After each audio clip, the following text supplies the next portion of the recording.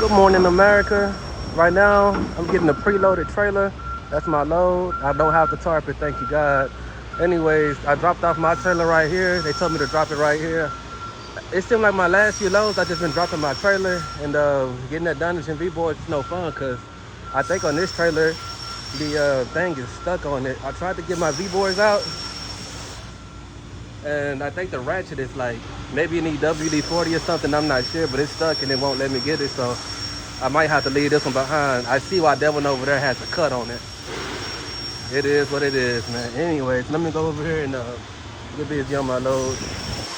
All right, let me go ahead and couple up. There we go. Yep, cool load, man. Before I start to get too far ahead, this is what the load looks like. It is a nice layer load. Like, man, I don't know how many layers in here. I just know it's a lot. But anyways, it don't look like it's gonna be too hard. By the way, these boxes at the back, I picked them up with my hands, so I'm definitely gonna bring the other box down. Yeah, because I don't want nothing flying off. I'm gonna just put it together and strap it down. Anyways, let me go ahead and get throwing these straps, man. The first few straps on, by the way, if I need extra straps, I might take one off of this because this is the light box too. I moved that with my hand too. It really might only need one, but I put two just because I don't want to roll down the freeway and someone, they might look at it and judge it and be like, why he only got one strap on there? Them not knowing this box is less than 100 pounds. I literally can pick it up. But anyways, this one on top right here, the little box up top, I picked that up with my hand too. That's less than 100 pounds. So what I'm gonna do is just take one strap and I'm gonna just throw it across that, and that should, I might, yeah, one strap can hold that too, because I picked it up with my hands real easy too. They put the really light stuff up top because you know you put it on the bottom and it get crushed. But let me go ahead and do that real quick. All right, let me get closer so y'all can see what I did. This right here, that's my stick. That way I can get that hook through these loads, through these legs, bro. That's how you always need one of them. But anyways, I'm gonna put a strap right here for the bottom layer, you know, so my house can be good. They call it, like in training, they call the bottom layer the house. You know, I really don't call it that, but anyways, I get what I'm saying. I'm gonna put one right there, and then I'm gonna come back next to it, throw one on top of that box up there, and I'm gonna come over here and start putting them in the layers, and then up top in the layers, and up top again, and just do that until I work my way to the back. Let me go ahead and finish on up. I'm gonna take these cardboard edge protectors and put it right underneath these straps on these sharp edges on this load. So, yeah, check this out. I'm over here with a bad winch, bro. Now, I really wish these trailers came with 20 winches because I feel like 18 don't be enough sometimes, especially like when you got a load that got this many layers and it's taking up all 53 feet. It wouldn't hurt to put 20 winches on these trailers, man. I really need this winch too, but I gotta figure something else out. I got 11 straps on my load so far. I would have 7 more straps that I can put on, so since I got one bad winch, I only got 6 more straps that I can put on. And out of that 6, I gotta put 5 more on the actual load, and then I gotta put one on this big box, and I'm gonna use a ratchet for that last box. I'm gonna move that around too, cause yeah, it's pretty light. I'm gonna move it around how I need it to be moved. But let me go and finish this back. I thought that I could use one strap on the one of these boxes right here, but instead of one strap and one ratchet, I'm gonna have to go ahead and use 2 ratchets, bro, because I needed that winch that was broke. I really needed that to go right here for this to be my last strap. But anyways, this right here is the load. Everything right now is just hand tightened. I gotta go back around and I gotta bar tighten it. I'm finna grab 2 more straps, and I'm finna grab 2 more ratchets, and I'm finna fix these boxes right here. Yeah, man, I'm getting up here moving these boxes. Just FYI, just because a shipper places product on your trailer a certain way does not mean you have to secure it that way. If it's really light and you can move it around to the way that you know it's going to be secured. Anyways, I did not put a twist in these straps because I'm using a ratchet. Anyways, let me show you guys how you take care of the slack. All right, I'm putting this strap through the ratchet. Then I'm finna put it on the trailer real quick, and I'm gonna tighten it up just a little bit. Take the slack in there, put it right there underneath, tighten it up, and bam, it's good. For this bigger box, I did need to put on some plastic edge protectors just to protect my strap. It had like some sharp edges. And by the way, the strap that I'm using for this one, this is a regular normal strap. The strap I used for the smaller box, that was a short strap. I don't know. I think a short strap probably would have worked for this big one too. I probably should have tried it, but anyways, I'm up here tightening it up. By the way, the slack is gonna look a little bit thicker, so I am gonna get some bungees and just secure the slack a little bit better.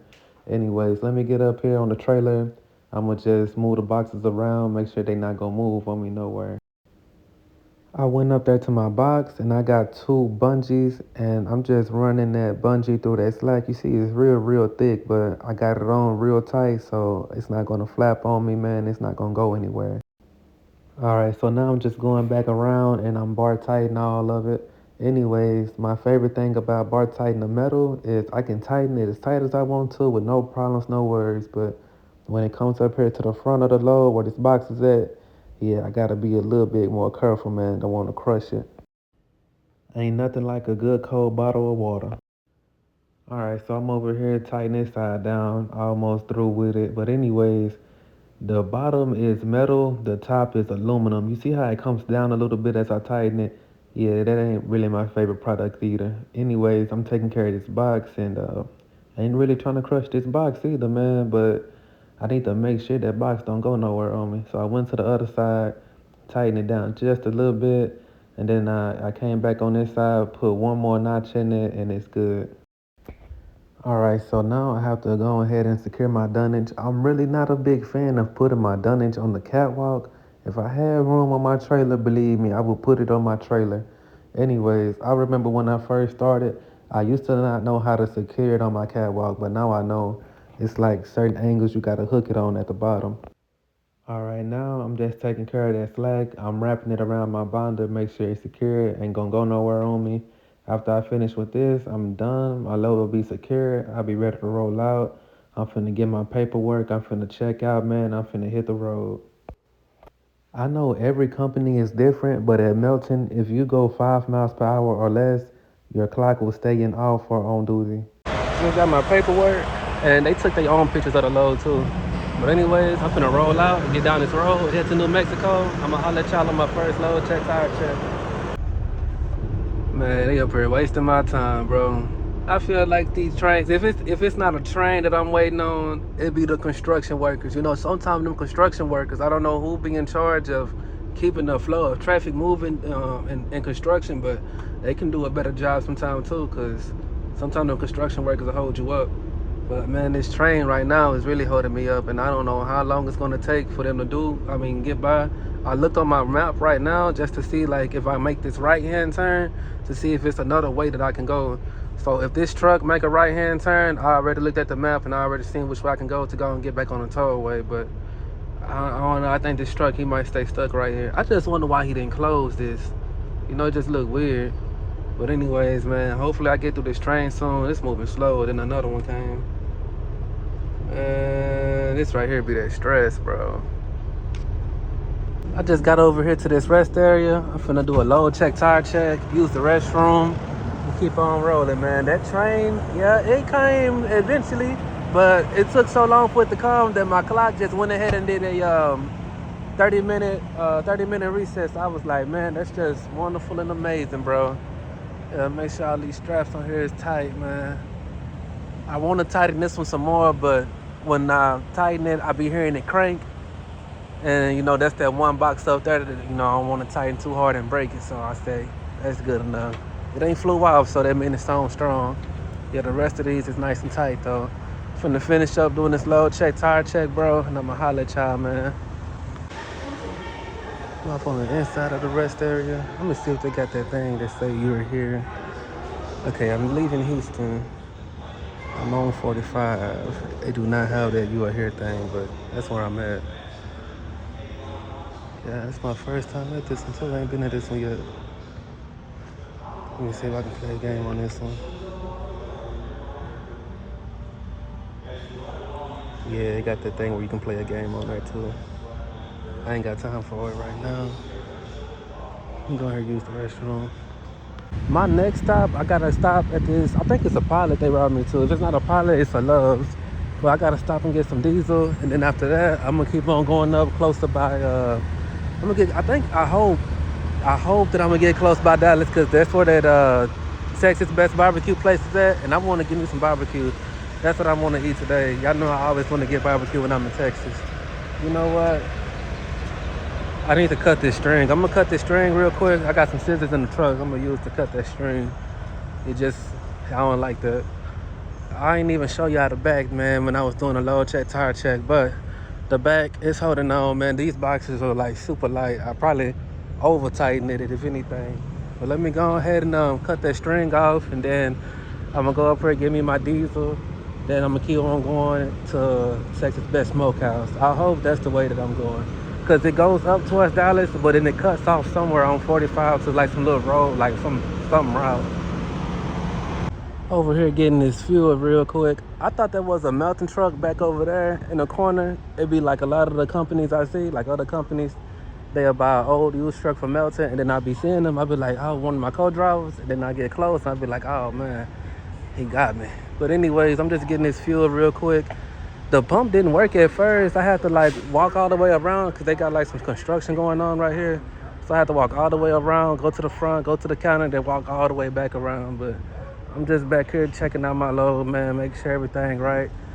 And after this, man, I gotta go to the next fuel solution. It's in New Mexico. Man, look at that G-Wagon. I'm getting distracted. It's a nice truck. But anyways, like I was saying, the next fuel solution, it's over there in New Mexico. It's like 600 something miles from here. So I know I'm not gonna make that because I ain't got enough time on my clock too. So somewhere in between, I'm gonna stop, and hopefully I can stop by that barbecue place. But let me go ahead and finish getting this fuel. I'm finally over here at Texas Best Smokehouse. No, I'm not parked in a parking spot, as y'all can see. I seen all these trucks lined up over here, and I thought it was parking. And by the time I got over here, it was already too late to turn around. So I was like, it's all right. We down here in Texas, man. You know, Texas, they be cool about the creative parking. But anyways, I was just looking at my load. Everything looked fine to me. I'm finna go inside, finna wash my hands, finna get some of this barbecue. By the way, I'm not far from home. See, I want to spend the night at home. I don't think it'll hurt me, man. It really won't if I spend the night at home, but I don't know, man. I just don't know. I'm gonna have my mind made up by the time I walk out of here, though. Here it is. You know, they only got these in Texas, bro. So when I'm down here, I gotta go ahead and get it real quick. Go ahead and get inside.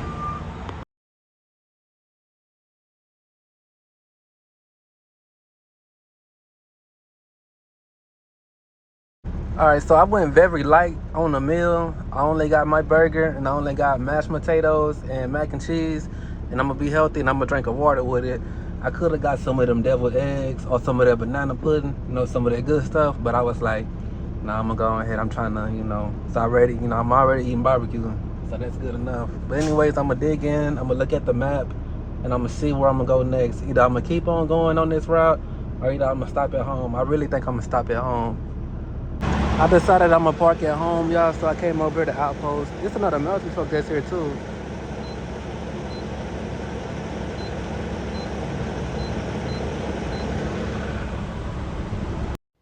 Yep, paying that good old $40 just to park at Outpost, man, because I live in Dallas.